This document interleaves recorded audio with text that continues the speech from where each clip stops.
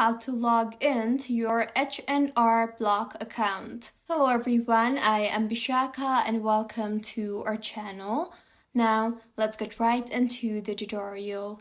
Firstly, go ahead and open your preferred browser and in the search bar, search for hrblock.com and you will be led to the official webpage of H&R.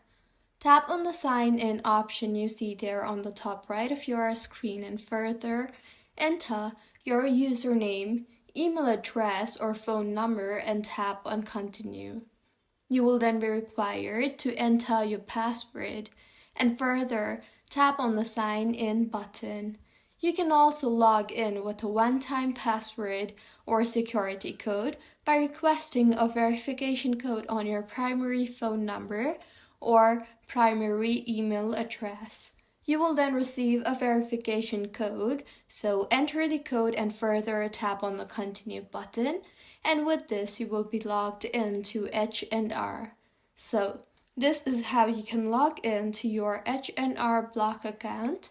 If you find this tutorial helpful, please like the video and do comment if you have any queries. Also, do subscribe to our channel for more helpful tutorials like this. See you on the next one.